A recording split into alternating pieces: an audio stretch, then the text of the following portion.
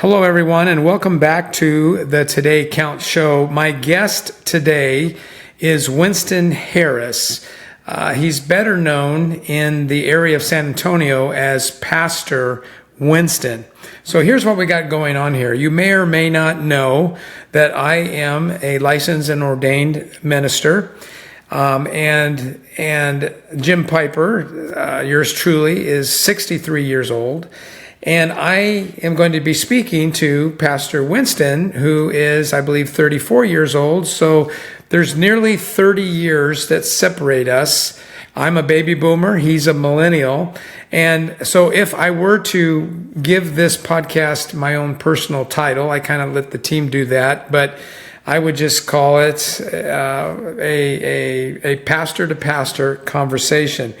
Winston has a pretty interesting background where he came from. We're going to be talking about that. His basketball career, becoming a pastor, becoming a father. Then we're going to get into this issue of work-life balance. You know, we've got a lot of interesting sound bites that are going on today. We're going to be talking about the differences between the millennials and perhaps, you know, where I come from. We're going to be talking about relative truth versus absolute truth, trailblazing, leadership, those kinds of things. A lot of cultural kind of stuff. I guess the spirit is we're really kind of letting you eavesdrop into an honest conversation that we have. So, welcome, Winston, and I hope that you enjoyed this as much as I did. Welcome to the Today Counts show. Today does count because it impacts, it influences your tomorrow and the day after that and the day after that. The Today Counts podcast is sponsored by the generous donors of the Lead Today community. I'm your host, Jim Piper.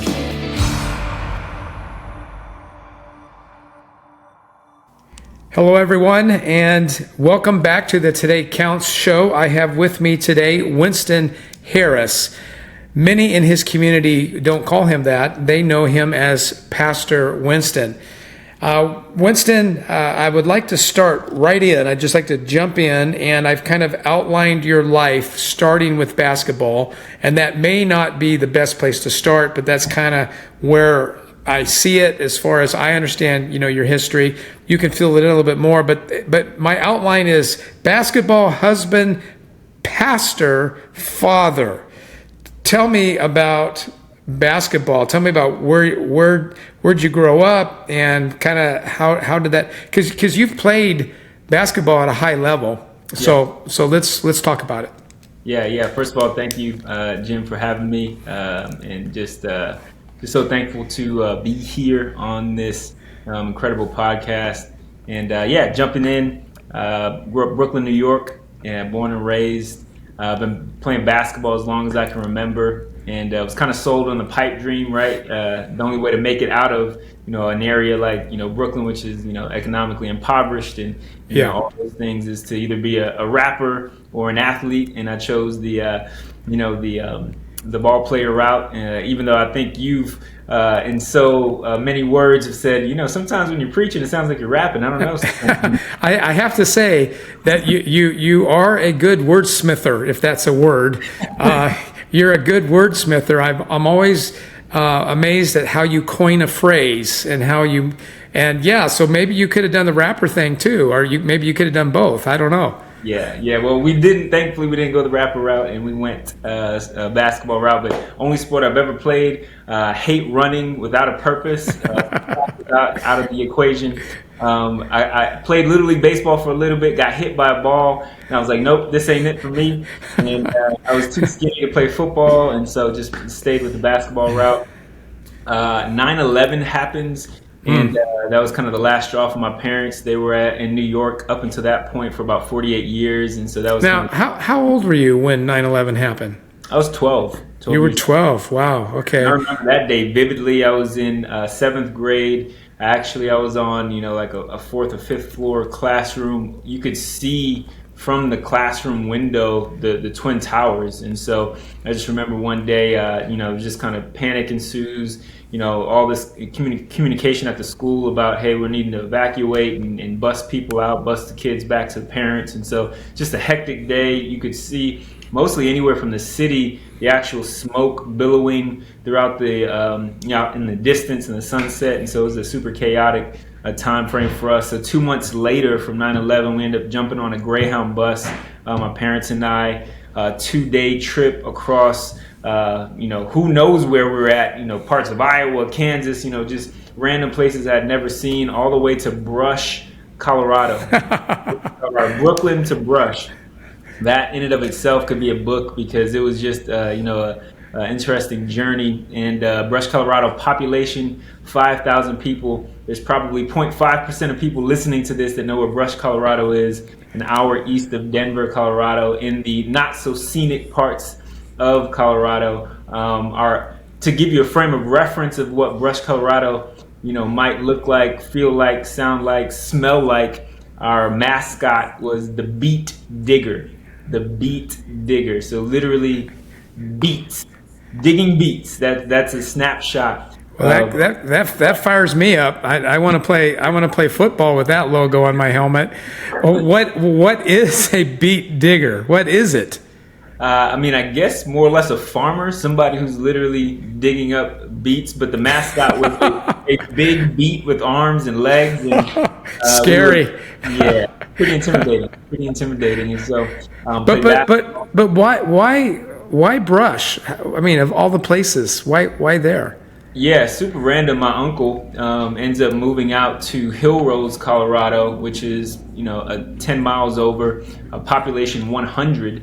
And my mom's brother, and he'd been out there for 20 years prior, and always been kind of extending an invitation to my family, knowing kind of the tensions of living in New York City, which is a whole nother podcast in and of itself. And so this was kind of that opportune time to make an exodus. And I was kind of at looking back at it, God's hand was on my life, because I was kind of at a precipice in my life, about to head into high school. In the high schools that I would have entered, it's kind of sink or swim, in the sense of, you either have to join a gang, you have to be, a really high level athlete. There's not many lanes in an impoverished area like Brooklyn, New York. And so my life would probably look totally different than it does now if I don't move to Brush, Colorado. I don't, really lean into basketball and get into, a church community, end up going to church at it was non-denominational, but it was probably Methodist, looking back at it, a small church in Hill Rose, Colorado, with my uncle, with my parents, and really, kind of leaning into my faith early on. But Brush was direct relation to my uncle living out there, but it probably saved my life in retrospect. And so you were playing high school basketball, and you ended up playing in basketball in Laredo, Texas. Did I get that right? And so tell me about the transition. How did you go from Brush, Colorado to Laredo, Texas? And tell us about that team and that school. Yeah, so coming out of Brush, Colorado, I had a handful of opportunities to play college basketball.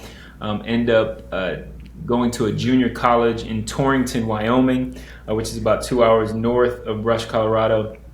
Population 5,000. I think we had a Burger King. And big time. Yeah, that was the highlight of Torrington. I've been to Torrington, and it's an old mining town, and I know. In fact, even to this day, I have a few friends who live in Torrington, and I went to visit there once or twice, and that's good. I'm done. Check that off. There's not many people biting at the bit to get to Torrington, and so I spent 3 years there. 3 years at a 2-year school, so you do the math. I have 2 associate's degrees that mean nothing, and had the opportunity really just to develop as a young man, as a basketball player. I redshirted my first year there. For those who don't know what redshirting is basically being held accountable to do everything that a scholarship athlete would do without actually getting to play the game, right? Wow. Practice, keeping up the grades, doing all the things, weight room, eating right, all the things, but not getting to play.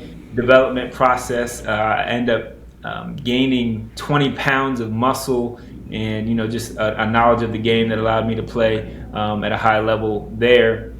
And then my coach knew a coach and we ended up going to Laredo. And what sold me on Laredo was not a site visit. I didn't get to travel. We didn't have that option to see the school, but there was a brochure that I was handed. And I look at this brochure and I'm like, I think the only other option I had was North Dakota, a school in South Dakota maybe.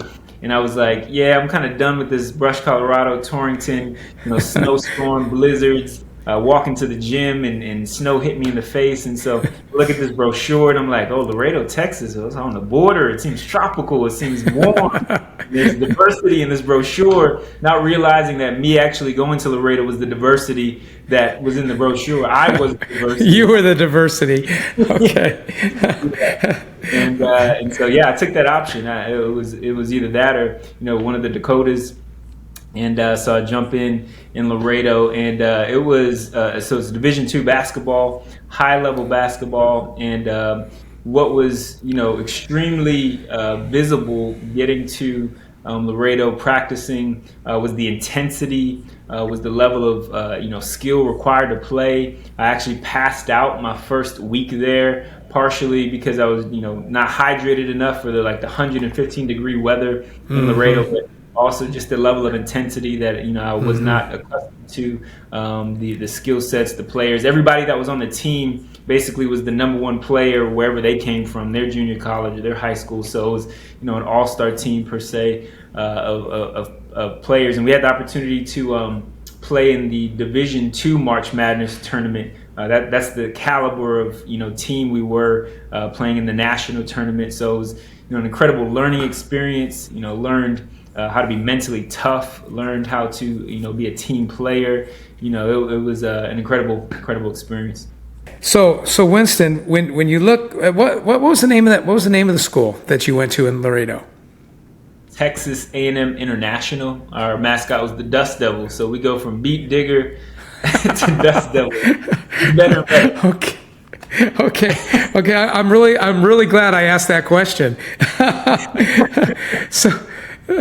So you go from a basketball player down there. I mean, you really don't know anybody if I'm hearing you right.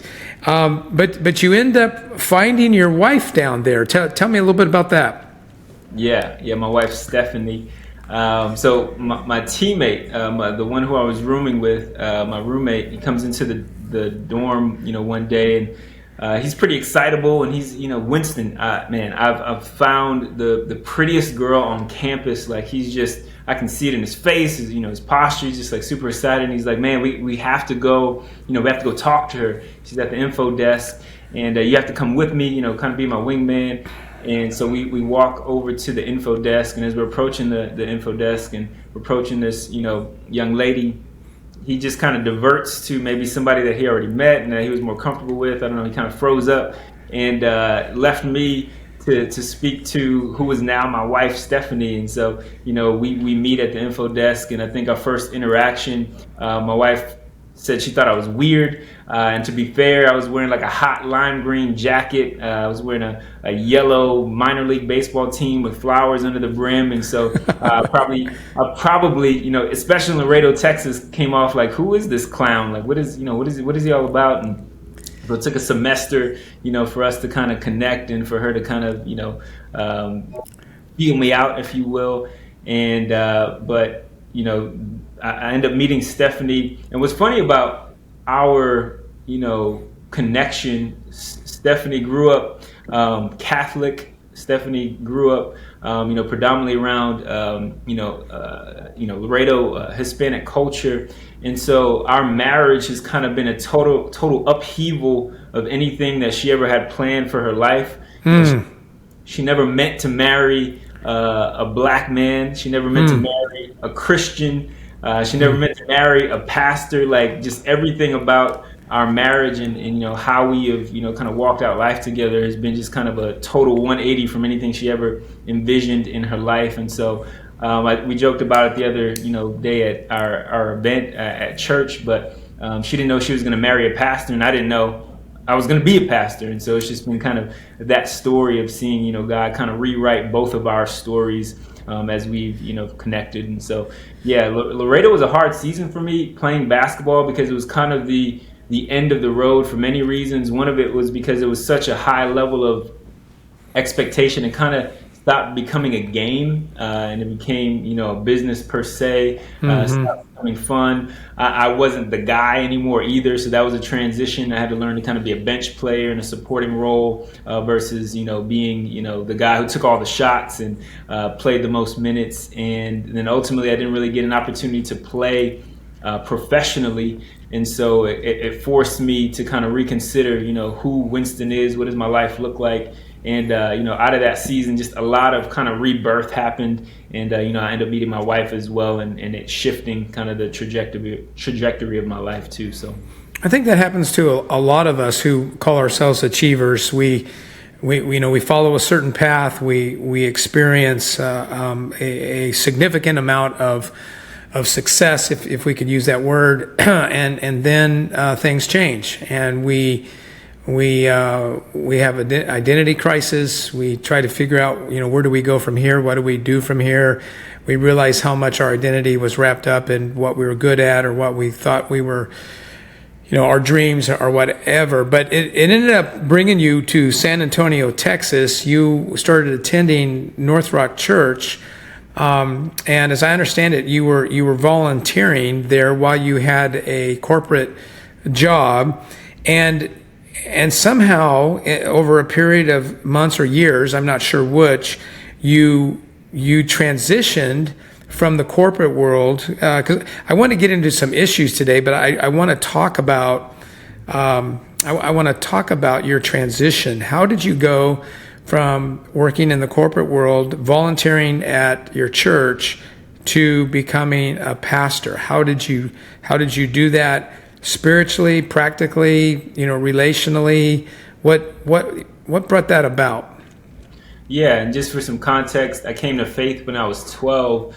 Wasn't necessarily practicing my faith up until I kind of have this identity crisis coming out of college, not being able to identify as an athlete anymore, and kind of just trying to figure out, I didn't have a plan B. I got my bachelor's in communications, but I was never, thinking about, I'm going to use this, or I'm going to school for a specific reason other than this is just, I have to bypass this to get to, another level of basketball. And so, when this basketball option is off the table, I kind of have this, crossroads of, okay, who am I spiritually? Who am I, in this world? How do I find value? How do people, receive me? Like, what do I really do now? And where I really lean back into in retrospect is, a faith worldview versus maybe a secular worldview. I was preaching a few months back, and I was studying faith, and one of the definitions of faith in the Greek is visio, and it's just, how do you see the world? Do you see the world based on, everything is against me, things are happening that are limitations, or are you seeing the world as, okay, things are working for me, God's working for me. There are things that are happening that aren't necessarily limitations, but they're opportunities that are opportunities for God to show up. And so I think that was a big piece of this transition, was kind of having this world view that, okay, God's in this. I don't know how he's working all of these things out, but starting from that world view, I believe that was able to allow me to step into some of the things that would end up taking place. So I get to San Antonio in August of 2013, and I just started applying for jobs. I knew I wanted to be with my wife, and she was kind of doing some hours for her speech and language pathology job, and I was just like, all right, we just got to pay the bills. So I start applying for roles. It was about November when I hear from J. Crew Clothing, which they had a call center here, and I was like, okay, they're the first ones who hired me. I need a job. I jump in there doing bare minimum, just showing up on time and leaving on time, doing nothing more, nothing less. And before I knew it, I kept being invited into leadership roles, and I'm like, wow, you guys have a high bar here. I'm just doing the bare minimum, and I keep getting, invited to these leadership roles. Like I'm not doing anything out of the ordinary. But apparently that was attractive enough to, invite me into leadership roles. I keep, kind of politely declining. And but at some point it started to get awkward. It was almost like, okay, like I just can't keep saying no, and you keep asking me, so I'm trying to find ways to appease these requests. And so I start strategically looking for opportunities where there would be more qualified people that would go up for these roles, and then I would apply, knowing that the more qualified people with more experience would hopefully get hired for this position, this promotion, and then I could, kindly say, all right, well, I tried. Let me just go back to what I was doing. But what ended up happening was I kept getting promoted over these more qualified, coworkers. And why do you think you were dodging those opportunities? Have you taken the time to think about that? 100%. I didn't want the responsibility of, leading people that, didn't want to be there. I knew I didn't want to be there.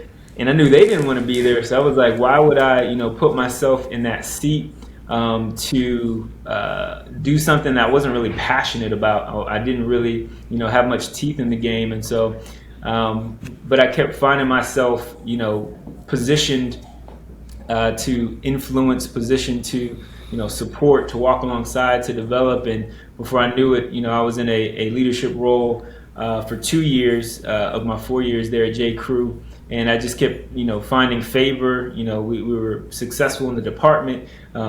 Things were trending upwards, and I was being put in, positions and having to lead meetings and having to do things that I was like, I've never done this before. I don't know what I'm doing. I was placed over what was called the international department, which basically meant we don't know what this means. This doesn't fit anywhere else, in the organization. And so we're, this is the team where maybe they didn't have a special skill set, and this is kind of the last resort before, being maybe let go. And so it was an interesting season, and I just found myself more and more growing restless for more, because I knew this wasn't it. This wasn't my seat. This wasn't the thing that I was, looking for. And, kind of parallel to this season is where we find NorthRock Church, my wife and I, and we start, getting engaged in the community and serving in small groups. And, something starts stirring. I start serving on the creative team and the production team. And I was like, oh, I didn't know I could add value to a church in this context. And so that kind of, starts firing me up a little bit. And, a mentor pulls me aside and he says, Winston, I think God's doing something in your life, and I just want you to consider where your passions and your skill set intersects. God is usually doing something. And that was interesting to me, because I was in this, kind of seeking season. I was like, there's more here, and it's not this job that I'm at. And, ministry wasn't on the radar, but, I'm being stirred up by, some of this creative stuff. And so I start praying this prayer, and I'm just like, God, what have you created me for? What makes me come alive? What are my passions? What are my skill sets? And I just remember praying that for a year. And it wasn't just the prayer, but it was also the participation, right? I started trying things. I bought a camera, and I was like, okay, maybe God's doing something in, photography. So let me start taking, pictures. And I did like one maternity photo shoot, and I was like, yeah, this is not it. This is, I can't be out here at the Pearl taking pictures of, people about to have babies. This doesn't feel like Winston. And so, that was a good try. And then, I had teammates that played basketball, and so, they needed highlight films kind of edited and sent out to teams that they were going to be playing for. And so I start, packaging, their films and creating highlight films for them. And I'm like, okay, this is kind of cool. I like this, but this still just doesn't feel like it. So I'm trying things and, doing things and, making videos on YouTube and doing stuff. And it's just, nothing was clicking, but it was just kind of this process of trying and exploring and praying and looking for where is God in all of this. And so, fast forward to the end of 2017, I'm kind of just done at J. Crew, right? Like I just remember driving home, and I'm like, this isn't it. Let me just quit. And, I get an impression, right, on my heart. A thought comes to my mind. It sounds like me, right? But I knew I wouldn't say this to myself. I'm saying, man, I'm going to quit. And all I hear is, you're being prepared. And I was like, well, that's weird. Why would I say that to myself? And so I'm like, is that you, God? And so I'm asking mentally, prepared for what? And then it's just silence. and then this internal dialogue is taking place, over a course of months. And I'm just like, man, I'm gonna quit. You're being prepared. Prepared for what? And I'm like, there's no way I'm having this conversation with myself. Like, I'm not talking to myself. I'm talking, to someone else in my worldview. I'm talking to God. God is talking to me in this way. And I just stayed, at J. Crew, believing that, something was happening. God was using, whatever I was doing that felt like nothing at the time, felt like I was just showing up, doing my best, but I couldn't see any real evidence of anything that I was doing being valuable. And, finally, I'm in the lobby one day at church, and one of our executive pastors walks up to me and invites me into a conversation. Hey, there's an opportunity, with our team for a creative director. And, we'd love for you to interview. And once again, this theme of kind of invitation and appeasement, I'm like, I don't think I'm your guy, but, I don't want to be disrespectful and, say no to the invitation. So, I'll go through the process. You'll quickly learn that I'm not your guy, right? I've never had any, Bible schooling or whatever it takes to be a creative director at church. I had no context for that. And once again, I find myself in too deep. I get the offer, and I was like, oh, okay, I didn't plan for this. I'm, kind of newly married at this point, and I have some decisions to make. Am I going to go into ministry, which I have no context for? I do feel a stirring. I do feel like maybe this is the next step, but there's security in this job that I hate. There is security here. I do know, what to do, even though I don't feel any life in what I'm doing. So ultimately, once again, I'm praying, and I get this impression, this thought. I'm asking God, hey, like, what's the promise here? If I take this step, what is going to hold me? And I just get back, I will be with you. And I was like, well, that's a weird thing to say to myself. Like, why would I say that? Like, It sounded like me, but I'm like, why would I say that to myself? So believing that I'm hearing from God, and that just, kind of settled my soul. Talked over it with my wife, and we agreed I would step on to staff at NorthRock January 1st of 2018. So I ended up stepping away from my corporate job and stepping into this creative director role, which I was highly underqualified for, but trial by fire, just jumping in and being willing to learn. So hopefully that yeah. And today you have the title campus pastor, and 2 years ago, you became a father. About a week, 2 years and a week, something like that.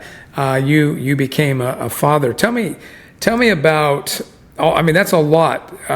You've become a pastor now. You've been entrusted to teach from the pulpit at your church. You lead a campus. You are a new father. How has that? What has that been doing in you? To your point, it is a lot, right? It's marriage, it's fatherhood, it's pastoring, learning what pastoring looks like, learning how to study yourself approved, being privileged to help serve the church from time to time, sharing the message. And we've talked about this, Jim, a little bit, but work-life balance, right? Like, that's been a theme, I think, throughout my ministry experience here, trying to figure out, okay, like what if any, balance, does that look like? Where I've landed is, I don't know that there's even biblical precedent for balance, right? It's almost like this false narrative that, okay, if balance really existed, how much more anxiety would you have if you achieved balance to keep the balance? Like, many of us were trying to even just fight to get to whatever balance means for us. And then, the thought occurred to me, if I was ever able to actually achieve the balance I think I'm seeking, how stressed would I be fighting to maintain whatever semblance of balance I think I have? And so, the experience of, being a new father, which, man, being a father is hard. Yeah. I mean, people, tell you that more or less, but until you're really in it and you're living in it, being a father is like you're constantly being exposed, to the gaps that you have. Like, you can't hide from yourself when you're a husband. You can't hide from yourself when you're a father. My daughter just turned 2 last week, and she's in this phase where she's mimicking, right? And she's saying things. She'll say a phrase. She might stub her toe, and she's like, "Come on," and I'm realizing, oh, I do that. I when I might bump my knee, or I get frustrated with something that hammering something. Or I'm not hammering something. You know me, Jim. I'm not hammering anything. I might be trying to fix a router. Maybe I'm trying to fix a cable on the TV, and I'm just getting frustrated. Come on, You just constantly see this mirror, this small mirror of yourself, and that's another a part of fatherhood that I'm experiencing, and just being a husband as well. Is you can't hide from yourself, right? You can't hide. And I think you're kind of opening up a can of worms. So I mean, let's just lay it on the table for a minute. You are a millennial pastor, if I could call you that, and I am a baby boomer pastor. And I think I think we could have a very spirited conversation. What are the differences in worldview? Is there a difference? Are there differences? And what are they? But I don't think I even heard the term work-life balance. At least I wasn't paying attention, which is that's possible for me to not pay attention to new little things that come up. 63 years old, and I remember my first job. Nobody talked about work-life balance. They told me when I was supposed to be at work, when I would get off, and you got to work when you needed to go to work, and you got off when you got off. And if you were involved in extracurricular activities, which most of us as achievers would be, whether it's running out to the softball field to get him in that game, to pick up the kid and get to Little League, to do whatever, right? It's just something. In fact, I do a lot of interviewing. I do a lot of hiring for organizations today. And I just got to be honest with you. I can't really go on without saying these things. And I've done some thinking about it. And sometimes I think it's just maybe nuances, or maybe we're just not hearing each other, or maybe it's what I think it is. And so to get to my point, when someone in an interview uses the term work-life balance, I'm done.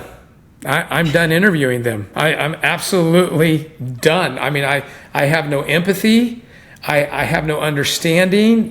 Maybe I need to be put on the shelf. Maybe I just can't, connect to this. So, work-life balance, and I think you were onto something here. You were alluding to the idea, and I believe this. I believe you were really close to a bullseye from my perspective.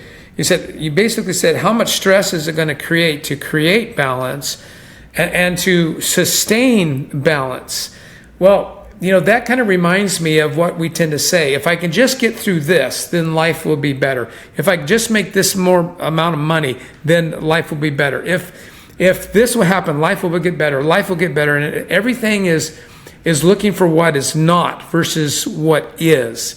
And I think that, I think it's, in fact, I just wrote this in my blog last week. I think that if I need work-life balance, and then I just need to create it. And what I mean by that is I know when I'm emotionally spent. Now, you have different gauges, right, in your personhood. You've got a physical gauge. You know that you need sleep. You know that you need to eat correctly. You know that you should exercise. If you're not doing any of those things, it begins to, especially as you get older, it begins to reveal certain symptoms. But generally speaking, I'm not talking necessarily about a medical condition, a genetic issue of that nature, but I'm talking about the general bread and butter, meat and potatoes kind of thing. We know what to do. If it's spiritual, if we have a spiritual problem, we're spiritually dry. We're kind of mission drifting from aligning ourselves with God. We know what to do. Whether we will it or not is a whole nother thing. We got to simply come home. We got to get back doing the things that we're supposed to do, because in a general sense, God isn't insecure to where he's going to chase us down. Now, we do talk about his love and his grace that is relentless and in that sense won't quit on us. But the picture I get is that he is sitting at home waiting for you to come home. That's good. So he's not moving. So when you do get home, he will be there. He's not absent. When I think of work-life balance, I get it. I mean, I get what people are trying to say, right? And maybe it's a shot at the baby boomers. Maybe it's a reaction from our generation because we love work and they see that. No, you want to say something? Go ahead, do it. Yeah, and I was just going to say, to the point of the generational, maybe, perspective, and this might be, a question from your perspective, versus my perspective. Do we think that the level of access to information and communication, right, social media, the internet, just having it literally at our fingertips, is created this urgency of life that is seemingly so overwhelming that we feel like there's more happening in this generation than there was actually happening, in previous generations? Do we think that the need for work-life balance is any more now than it was previously? Because that's, kind of the, playing devil's advocate, right? Being in this generation, it feels like you're always engaged, you're always tapped in. There's more text messages, there's emails, there's all this stuff. And so there seems like there's a need for, more rest or self-care, right? We have a culture of self-care and, take a day off, treat yourself, take a year off. You see people responding to the culture around us differently. People are approaching schooling differently, right? They're taking gap years at a higher level. They're, maybe not looking for a 9-to-5, like traditionally. They're trying to kind of curate their own careers and, do multiple streams of income versus, dedicating themselves to an organization. And it's all kind of this, this element of, I'm overwhelmed and I want to be able to have options, to adjust my time and my commitment to things. And there's this boundary, the sense of, okay, I got to protect my time and I got to, protect my energy. Do you think all of that maybe is coming from a generation that is constantly connected, or is there no difference between generations as far as, work-life balance goes? Well, I can certainly be philosophical about it, but I'm probably going to be more anecdotal just because, we tend to look at the world through our own lenses. But you do bring up, I think, a valid point, and maybe there's several streams that flow into this lake that has created some stagnation between generations. I don't know.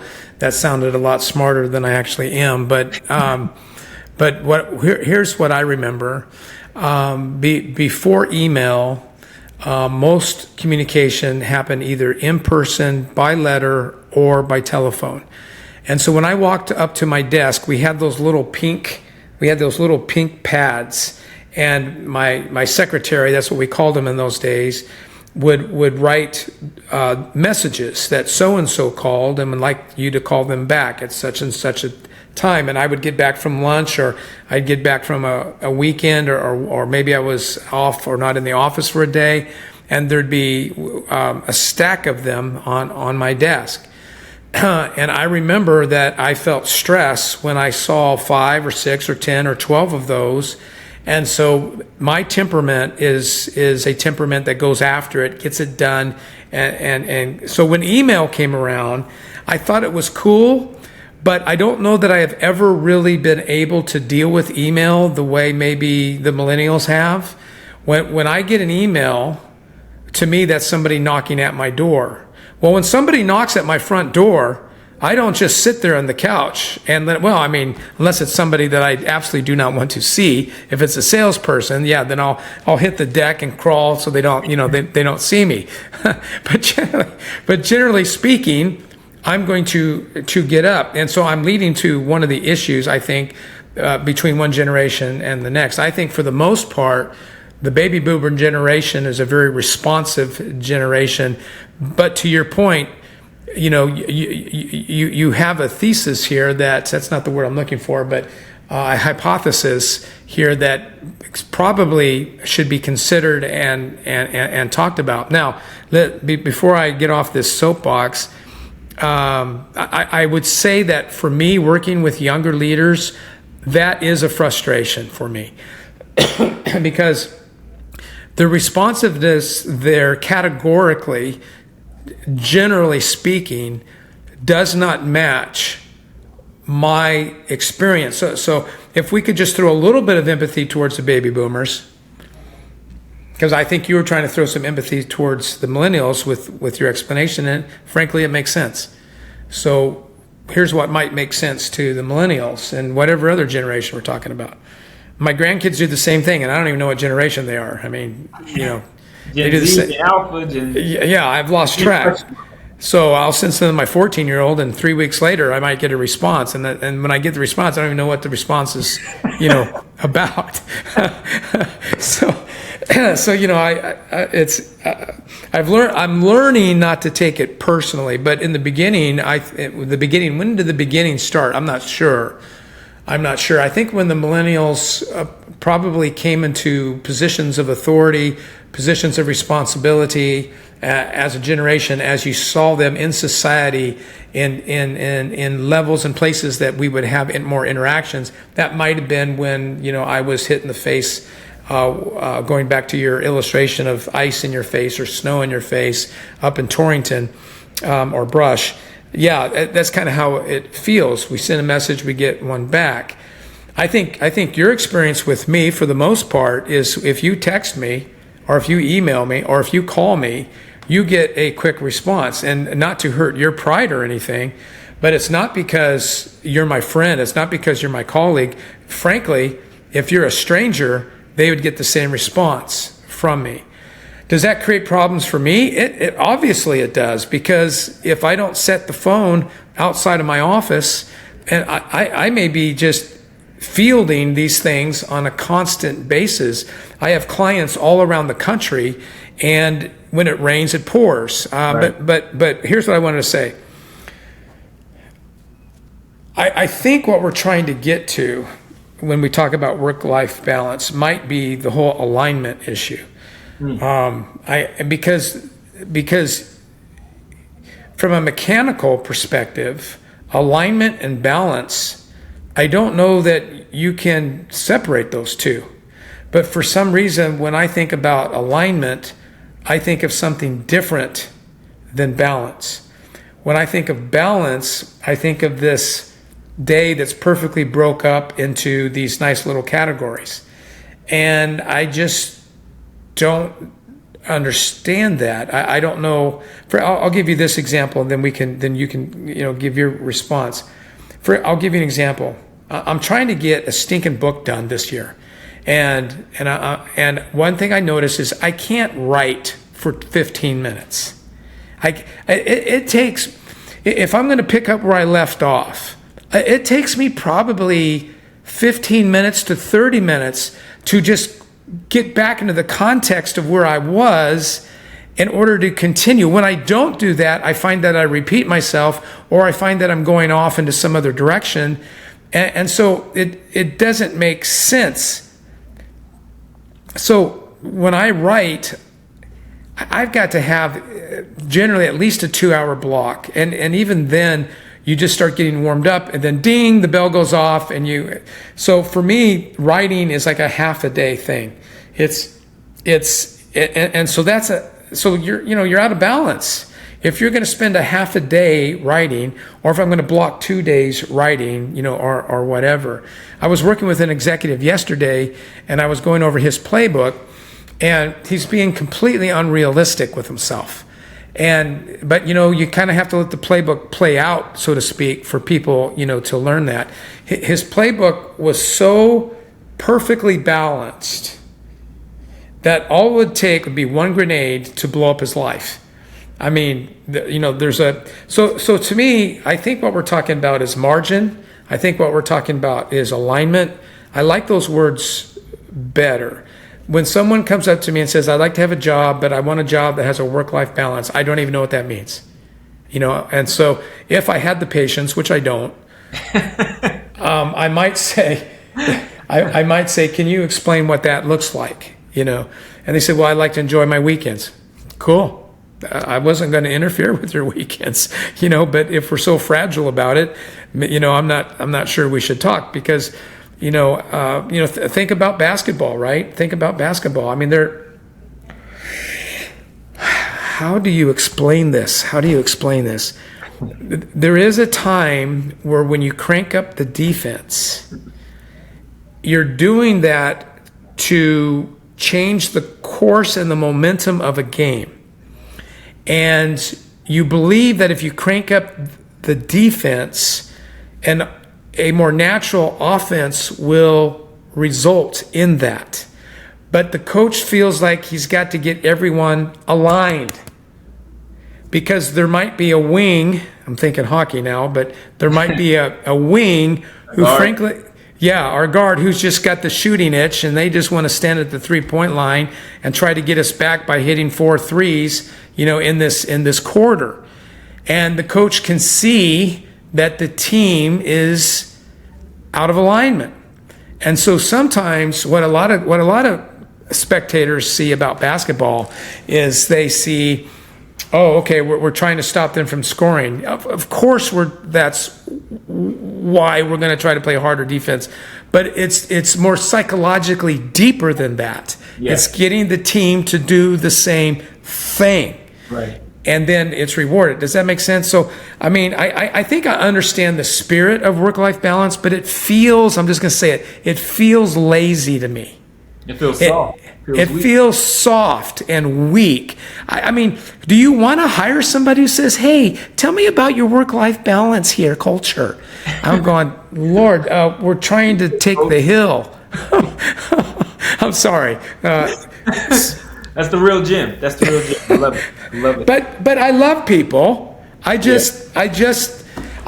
to win. Yeah. I want to win. Whatever it is that I'm doing, I want to win.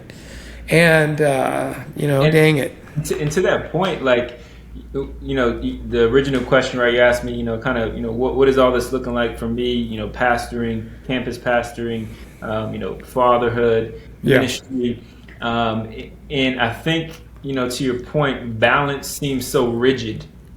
Balance seems very mechanical, and I think there's, if we're going to come from the Christian worldview, there's biblical precedent for rhythm.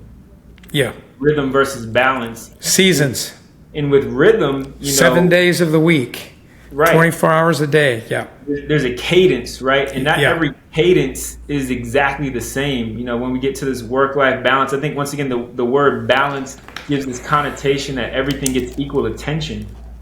Right? Everything, my marriage is going to get the same attention as my career, as my hobby, and that is not a real expectation because of seasons. There's certain seasons in a marriage, or there's certain seasons in a family when you have a newborn. There's certain seasons when you get a promotion, and you have new responsibilities, and there's a cadence to it. And so it's about being flexible enough to conform and to move with the rhythm and the demand of the season. And how do we prioritize what is the need right here? You told me this, and this has stuck with me.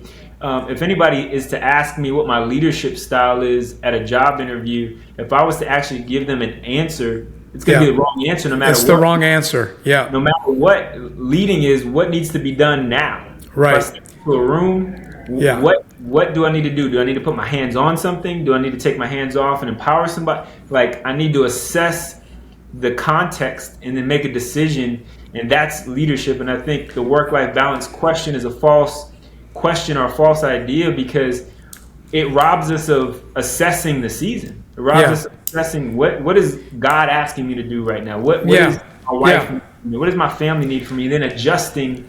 Yeah, absolutely. Everybody loves John Maxwell's definition of leadership influence, but it's just not robust enough. And context determines how we influence. If you will. And granted, I can get analytical in this, but let me say it another way, Winston. And I have written this before, but this is probably where I struggle with balance because it just seems so Disneyland. It is. So I wrote this short. achievers, team players, people who are trying to do something with their life know that they have to make short-term sacrifices. That's good. From time to time for long-term gains. And so that's alignment. It's not balance. It's alignment. And, we're entering a tough season right now. We're entering a challenging season right now. It's all hands on deck. And that's a short-term sacrifice for a long-term gain. And so I think that, though they sound similar, and there's certainly a lot of similarities in it, but I think maybe as leaders, what we can do is help people understand it starts with their vision, their mission, their values, and then, how they're going to go about that. Back in the old days, and I'm not saying the old days are better than today. And I think a lot of people, misunderstand that, because there's a lot of stuff in the old days that's junk and that's left behind, and I'm glad that we have. Bullying, for example. I'm not saying it doesn't go on anymore, but that was commonplace. My boss meant well, but he was a stinking bully, and there's no doubt about it. I thank God for him, because God used him to shape me up. I never went into the military. My dad did. My son did. My son-in-law did. I've got nephews and nieces who did. I never went into the military, and I'm told stories that that often grows people up pretty quickly. Being a dad will grow you up quick. Oh, yeah. Also, marriage shows you how selfish you can be. But, we want to move on to some other topics, but I think you bringing that up is really important. And what I was going to say is, I think that maybe what we can do, regardless of what generation we come to, is we can look at, how do we deal with today's realities? The world has become much smaller now than it was when I was a young leader. And I mean that by, the media that you introduced, the constant. It's like if you're not on every social media platform, for some reason you're absent, yet you get involved in everyone. Now you got to maintain that for some strange reason. Somebody wrote it in the sky that you got to maintain your profile, and it's just a weird rule. We don't have the capacity to do it, yet we still have people teaching us how to do it better, to get the most ROI on our social media platforms and stuff. And frankly, it exhausts me. It's not a rabbi approach. The rabbi approach is create a circle of influence and dump your life into it. Now, I'm not saying that we have to dump technology, but maybe we're getting used by technology and not using technology. 100%. How are we stewarding it? Because I think for me, the revelation I've gotten, even as a millennial, and just I'm 34, and I've had the context of growing up without technology and now being a part of the advancements in technology. So I've kind of had a foot in both worlds as I've grown up. And one of the I think crazy things to me is the more you're aware of, the more you're responsible for. And the more you give access to your life, whatever that looks like, whether it's one social media platform, two social media platforms, you give out your phone number, you give out your email, you've opened yourself up. And now that you're open to it, you are responsible for what comes. And I think that's part of the tension. Even when we're talking about work-life balance, we've just become a culture of access and not understanding who are we supposed to give access to. Like who should have what information, and how do I prioritize that information? Because it can be overwhelming, but we've unknowingly given everybody access to us, and not everybody deserves access to us.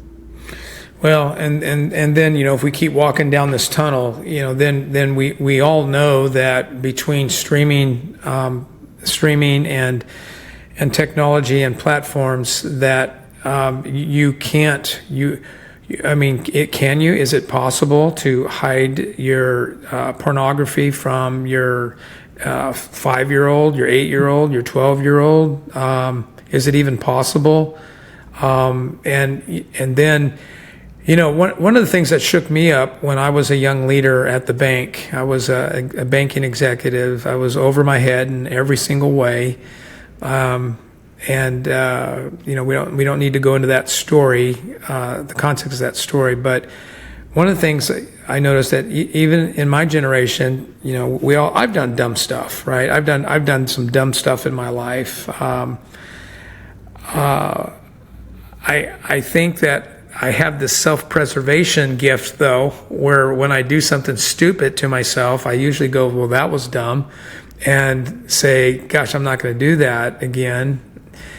Yet when I would come to the bank on Mondays, I would see people making the same mistake over and over and over again. Hangover, shacking up with somebody, getting it busted, just stupid, really stupid stuff. And in that generation, some of the humorous phrases, Flip Wilson was a comedian back in those days. Yeah, and he used to say, well, the devil made me do it, right? So my generation was, when they went sideways, it was, I can't help it, or the devil made me do it, or whatever. But there wasn't a war against absolute truth. And today, correct me if I'm wrong from your perspective, we are exposed to so many sound bites today, some good, some and then some really horrible. It seems to me that there is a movement to relativity where in this generation, the you be you, and the transgender, and we can go on and on. The easily offended world we live in today. I ponder that, and to be frank, it bothers me that I can't figure out its source. Now I know its source. Right. But I can't figure out how it has all of a sudden come out from underneath the bushes. And now to be somebody who actually believes that there are standards, and those standards come from absolute truth, and then to be labeled a bigot, someone lacking empathy, it's causing some who once maybe felt more secure about what they believe, question what they believe, and beginning to coward to the possibility of being ridiculed for their beliefs. How much are the millennials involved in a discussion in this, or are they culture creators? Are they culture reactors? What's your take on that? Yeah, I think from my perspective, our generation has some of the leading voices in the conversation of culture right now. How things are being curated, the narratives in the media, whether it's if you're on the left side or the right side, or even if you're speaking from a Christian worldview. And to your point,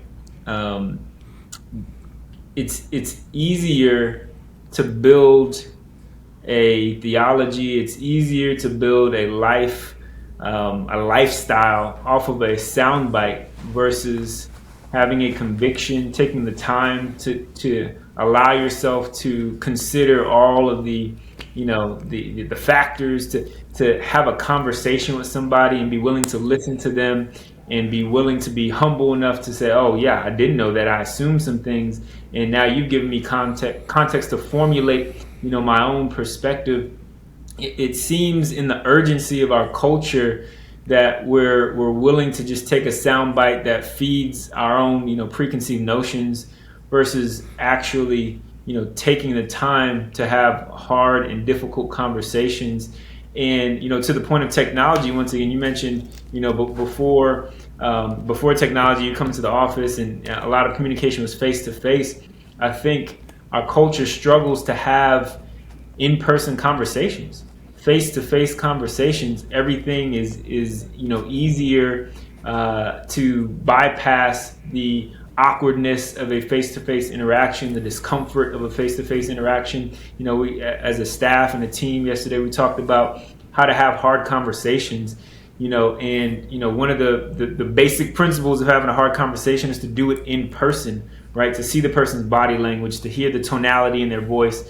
But it becomes very, irresponsible to try to formulate, a worldview via text message, via 30 minutes on a platform, via hearing a soundbite from the president, and say, oh yeah, that didn't sound right, with no context of a 2-hour conversation. You heard 2 seconds of a soundbite, and now that's your political stance. That's your theology about Christianity. We hear all this stuff about church hurt and deconstruction, and it comes from a documentary that is actually not even created by an objective source, but a subjective source that has an agenda. And we're just not thinking about and taking time to consider all the factors of, why do I believe what I believe? Where is this communication come from? And what are my own personal values? Do the things that I'm interacting with even align with the things that I deem to be a priority in my life, a core value, to the point of some of the content you share at Lead Today, right? Why am I here? What's my mission? What do I believe my life stands for? And having some of these fundamental internal conversations that can then influence our external conversations. But I don't think half the battle is having a conversation. I think millennials, and then you get into Gen Z, and whatever the future is, technology and the ability to communicate with everyone has us not communicating with anyone, right? Like, we have so much access to everyone that it's easier to just consume communication and consume content and not actually have, meaningful dialogue. Like, I think the last time we talked about maybe one of the solutions is modeling dialogue, modeling how to have a conversation, inviting people to see, what does it look like to disagree in love? What does it look like to have two differing opinions? And I don't think that really exists in our culture now. And that, I know that definitely starts in my generation. It's kind of bleeding into, generations to come, is we're getting so disconnected from each other and isolating our own thoughts, and we just become echo chambers, and we're just talking to the same people. And one of the things that freaks me out, my wife and I will be on Instagram, and we'll be scrolling through the timeline, the feed, and she's seeing things that I don't see, and I'm seeing things that she doesn't see, and we've essentially curated our own world perspectives. I'm getting ESPN updates, and I'm getting fashion updates, and she's getting mom stuff, and it's like she's getting news or information about certain things, but the information, the way that we're consuming it, it's being pushed to us based on what we want. The algorithm, or what the algorithm has decided that we want, at least for a while. I know I was laughing about that the other day because I was listening to a Christian comedian on Instagram and having a good time. He was doing great. And then the next thing you know, it was 2 or 3 days later, I'm scrolling through Instagram and it was nothing but church stuff. And I'm going, holy moly, I don't want to watch all this stuff. I mean, you got preachers preaching and, all these things. And I think what we were talking about is, and it's not that it's really a new idea, because I've seen it attempted before, but it was done in a more formal atmosphere where you'd go to such and such university, you'd have Mr. Atheist debating with Mr. Christian Scholar, and then the students, were kind of forced sometimes to go and listen. But I think that what we talked about is what if whatever the topic is, whether it's whether it's whatever it is,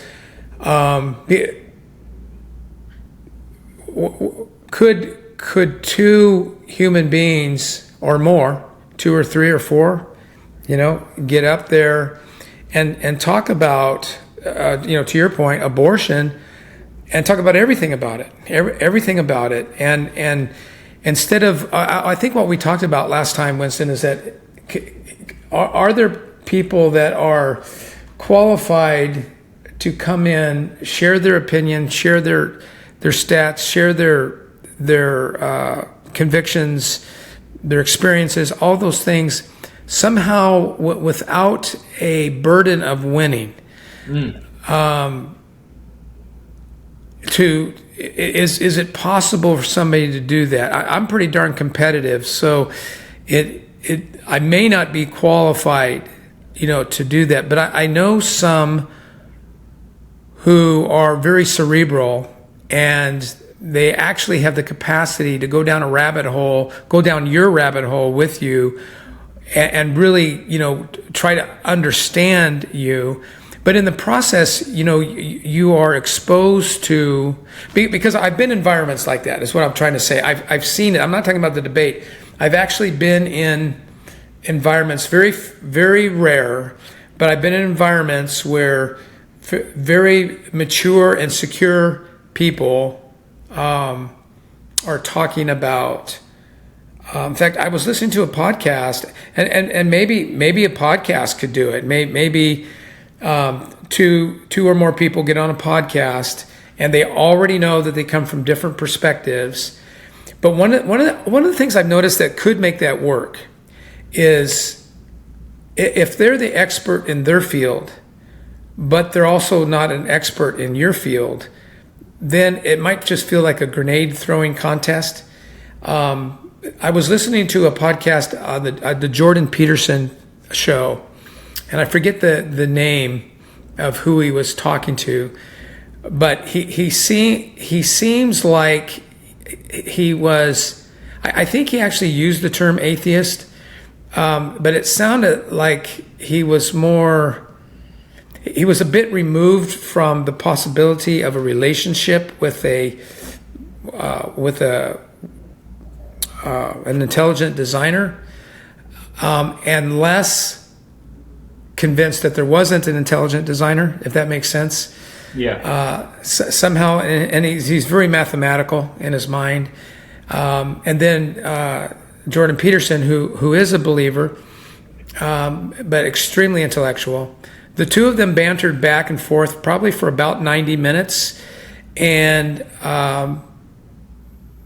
though each of them knew something about certain things that the other one didn't know, it was few and far between. So when Jordan used biblical references, this other fellow knew it. He talked about it. He was able to engage in it.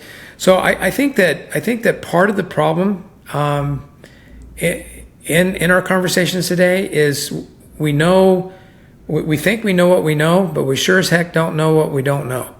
Right. And I think that creates difficulty, in what we do. I mean, I've had people walk into my library who are very, very, let's just say, evangelical. And if we, I hate using these terms, right wing, left wing. I hate using those terms. I really do. And I know that about what I'm about to say may not make a whole lot of sense, but if you just take the political side of things, there are some things, and I know my friends are going to get mad at me for saying this, but there are some things on the left that kind of make sense to me. And there are a lot of things on the right that do make sense to me. There are some things on the right that embarrass me. But the problem with me speaking out about those things, to your point, Winston, is I'm not sure I have dug deep enough to know the foundation of those claims. So therefore, I don't know the subjective sand in which it sits. That's good. Right? So I struggle with that. But anyway, so if you were to walk through my library, you would see religious literature from other faiths. And as a pastor, A, I was curious. B, I didn't feel like I could do a very good job representing the intelligent designer if I didn't have at least an adequate, and to me, adequate would probably mean at least an undergrad's understanding of these different at least the three main religions. And the problem with that, of course, is you have to stay engaged with it, because you can lose what you knew, especially as you get older. You can lose some of those things. And I think that as I get older, and I look to people like you who are leading the church today and will continue to lead the church today, and at some point your generation will be in the first chair, predominantly, in the church today. And to be honest, sometimes as I'm listening to pulpits across the world, I hear things that I think could be aligned with Scripture, but I also know they could be out of alignment with Scripture. There are some statements that you can make that could be coming from a good foundation, or could be coming from, and I think that's what scares me about media today. Does that make sense, or does that sound too gray? No, it makes 100% sense, and I think even as a millennial, somebody who engages with social media and just content, and listening to other communicators, whether it's TED Talks or other pastors, and to the point of some of the conversation, we're talking about sound bites and snapshots, and even a social media strategist, or a marketing a content creator will tell you the best way to engage an audience and to get followers is to create content that can fit in certain windows, right? 15 seconds, 30 seconds. And so what starts to happen is you get a culture of communicators that are creating for a window instead of creating, for an actual idea to be walked out. And to your point, you could misinterpret Scripture, or you could twist Scripture, or you could twist truth to fit into a window, instead of laying it all out and being intentional about understanding all the nuances of the truth and how it needs to be communicated in totality. And so there's a real tension, I would say, for any generation in this current space where technology exists and how we consume information, is that the majority of audiences are seeking to hear a soundbite, and communicators can either conform to the audience, right, and communicating with the soundbite mentality in mind, or are we willing to do our due diligence to communicate a whole truth? Because a lot of it is just half truths, and half truths are doing numbers. Half truths are attractive because you don't. Somebody might take a soundbite from this and be like, "Oh yeah, either I love these guys or I hate these guys," but they're not willing to listen to the entire thing. Once again, because everybody is just so on the go. We're so consumed with our own worlds, curating our own worlds, creating our own environments that please us. And there's so many options that you don't have to listen to somebody that doesn't scratch your itch. Scripture talks about that, right? We're going to turn to hearing things that we want to hear that benefit us, versus being curious. And you said it. I just love the idea of living with a curiosity versus trying to go into every space with an agenda. And how does this meet my agenda? Versus, well, tell me more. Why do you believe that? Why do you think that way? Can you inform me a little bit? And I think we've lost the sense of living with curiosity. I think we could really help each other if we start doing that more. I believe, by the way, in mentors that are younger, not just older. When I see mentor, I don't necessarily. So I want to be direct with you here in just a minute with the time that we have left. I want to ask you about your own leadership. I think that you would agree with me to say that you are a trailblazer for your generation. You are stepping into leadership for your generation. We tend to make the biggest difference. At least this is what we used to write. I don't know if it's still true, but maybe media and technology has changed this. I don't know. But I was raised through seminary where I was taught that pastors tend to influence those 10 years younger to 10 years older. I don't know if that's still true or not with how, the mediums, the channels of communication has changed, but I want to qualify a couple things and then ask you about how you're growing as a leader. What are you doing as a leader? What are some of your fundamental beliefs about leadership? And then I'd like to schedule another podcast with you where we just talk about that. But I'd like to at least touch on it a little bit today. But I had some thoughts here while you were talking. I was listening to you, and you brought up you brought up recall in my mind the book of Proverbs when we were talking about sound bites. Book of Proverbs, chapter and verse, I'm not sure, but it says the first one to speak seems right at the time until someone comes along and basically adds another perspective. Even a long podcast like this, the great thing about technology is you don't have to get tired of listening to it. If we've exhausted you, you can hit the pause button and come back. I know that's what I do. In fact, I have found that as I have become an avid listener, I'm an avid reader. I will continue to read. Reading at is a certain pace that is different than listening to a conversation, a podcast.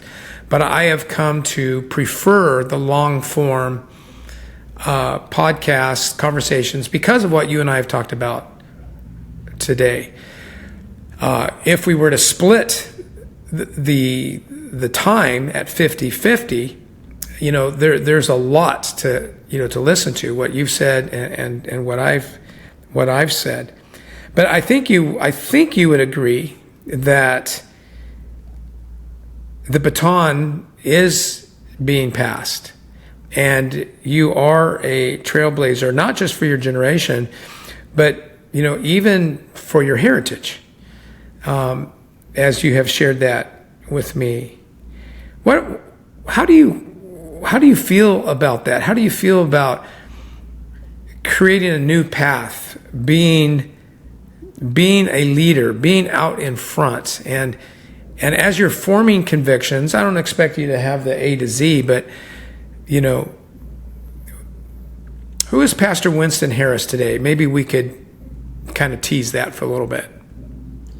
Yeah, when I think about where I continually seem to find myself, if I just have margin enough to think about my life, right? I would encourage anybody listening, to practice this kind of reflection, right? Like, what are some themes of your life? What are some things that just seem to, continue to show up in different ways? But what's that thread? And when I look back, Brooklyn to Brush, Laredo, basketball, all these different themes. One of the themes that continues to surface is me going first in some way, right? And we talk about leaders go first. First in my family. To be a pastor, first in my family to own a home, first in my family to get a degree, all of these different firsts. And what's funny about first is it's frustrating. yeah Going first is frustrating because there's no blueprint oftentimes. Right? There's no how do I do this? There's no mimicking, there's no you're just putting yourself out there, being vulnerable, being willing to fail, being willing to fall, and not staying down, right? Not because if you're going to go first, if you're going to blaze a trail, you're going to have to run up against obstacles, against things that are going to trip you up. And one of the things that I feel like is being formed in me, if we're talking about convictions, is that if I have myself in mind as I go first, I'm probably not going to be willing, to fail. I'm not going to be willing to fall. I'm going to be, self-preservation mode. I'm going to not take the risk. But if I have others in mind, if I have my wife in mind, if I have my daughter in mind, right now, being a father, I'm thinking generationally, okay, what are some things that I have to fight now so that my daughter doesn't fight those things? What are some mindsets? What are some perspectives? What are some, spiritual practices? What are some practical ways that I live my life that I need to wrestle with, that I need to confront, that I need to, fall, get up and figure it out, so that those aren't even tension points for her as she grows up and engages life at her own pace. As I'm leading, a campus, or I'm leading other leaders, if I have them in mind, I'm going to be willing to lead sacrificially, just like, the one who we put our faith in, right? Jesus is, arguably to, maybe those who don't have faith, it's hard to argue anyway that Jesus is not the most influential leader we've ever seen. And one of the premises and principles of his leadership is sacrifice.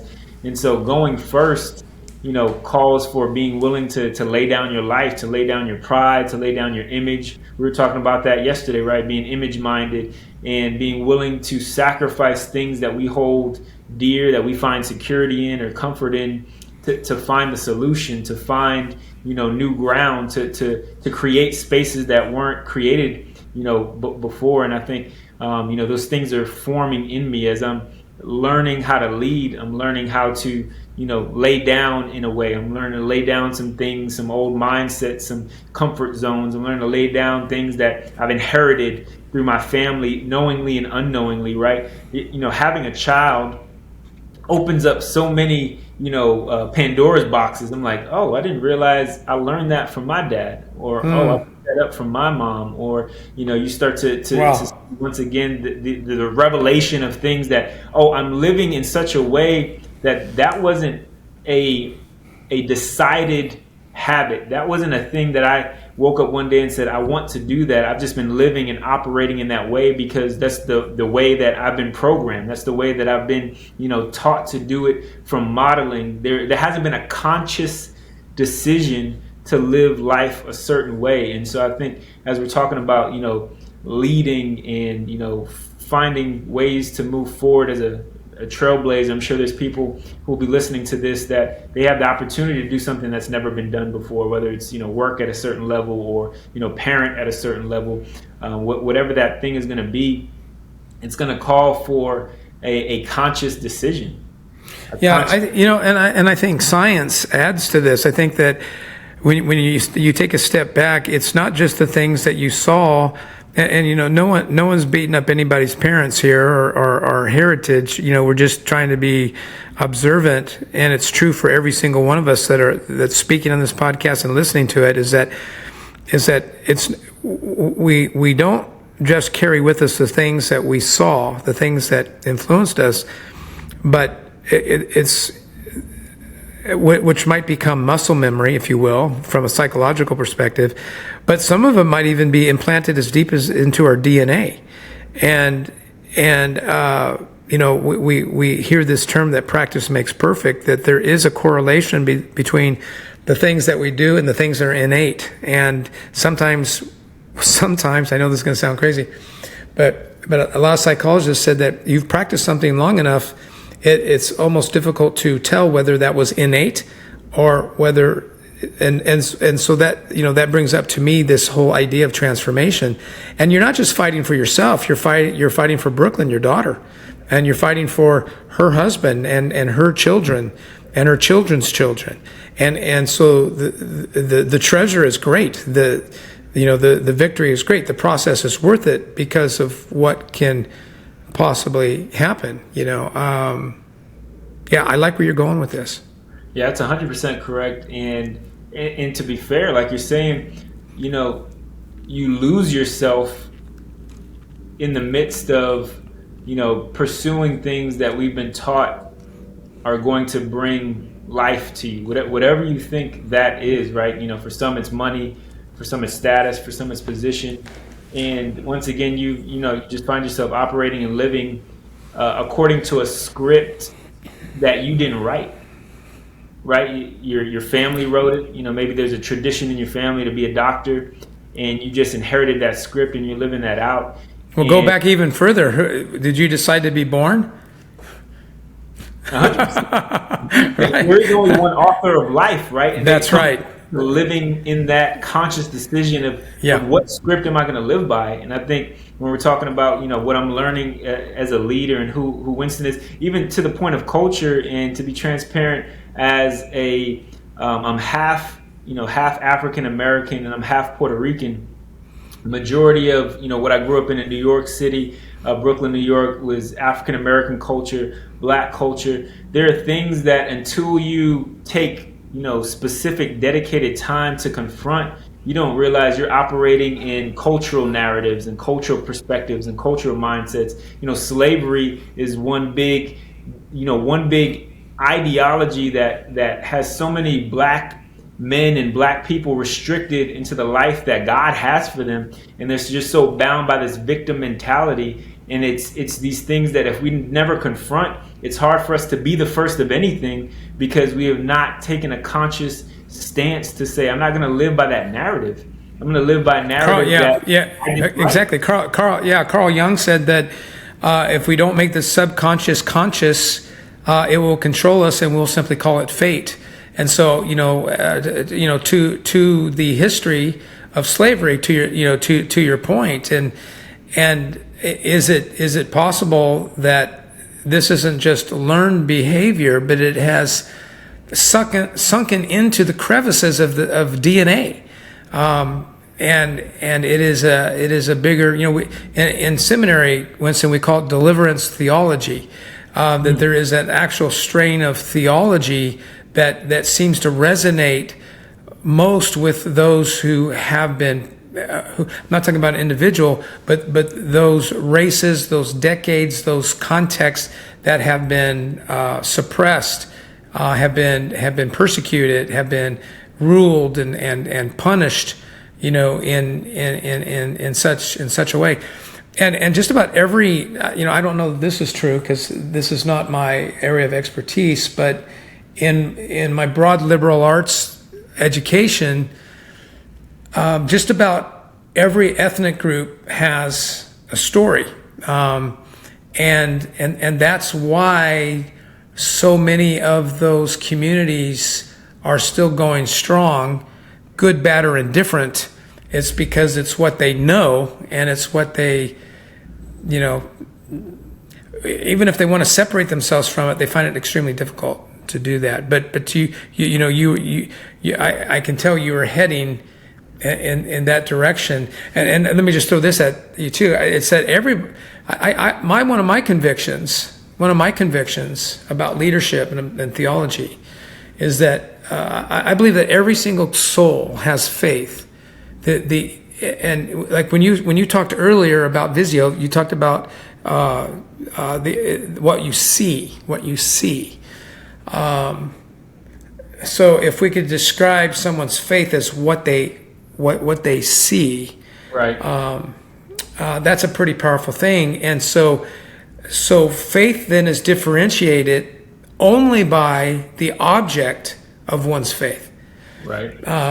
And so that is why I think that maybe what we're talking about as a broad theme here is maybe leaders are called to bring people into conversation, to challenge them to use their mind, to challenge them to protect their environments where, deconstruction is a bad word for me today because of what it represents, but in some ways we do need to deconstruct certain things.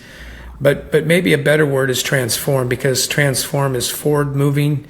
It's pursuing something that I think is in the light, whereas deconstruction can maybe spend too much time in the darkness. I don't know. I'm pulling that analogy out of my head right now, but and I like that word because I don't know of a biblical word that connects to deconstruction, but I certainly know of multiple words that not only are transformation, but are transformational words and ideas in Scripture.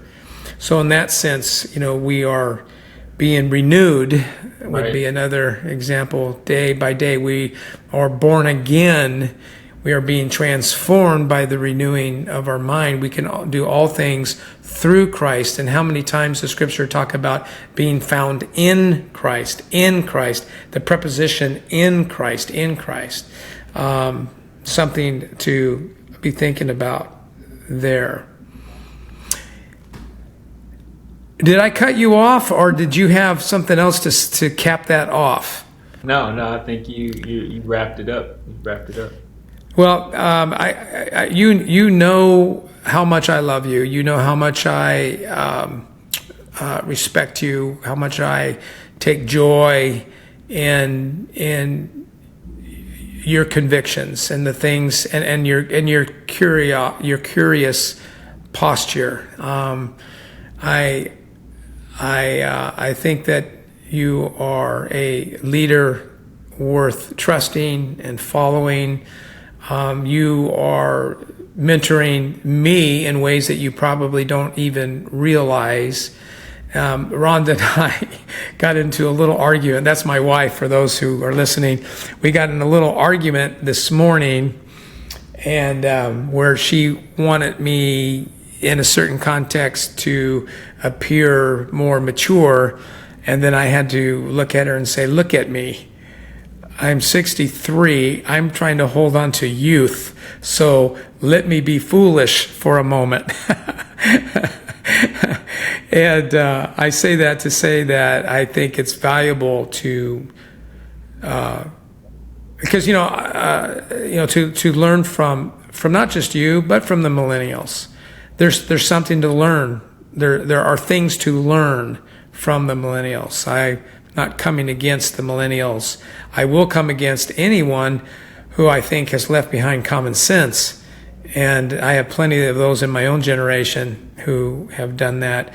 Maybe our greatest sin is that we forgot that the Bible says that for the love of money is the root of all evil. And security should not be found in our checkbook or in our assets, but in who we serve and trust, in God. Winston Harris, thank you for this time together. I've enjoyed it very much, and I'm going to take you up on it. We're going to schedule another one, and we're going to talk about leadership. All right. God bless you. If you're not part of the Lead Today community, let me invite you. Go to leadtodaycommunity.com. That's leadtodaycommunity.com and sign up for Monday Moments. It's a weekly email that will encourage your leadership. Again, thank you for joining us today, and thank you for telling a friend about the Today Counts show.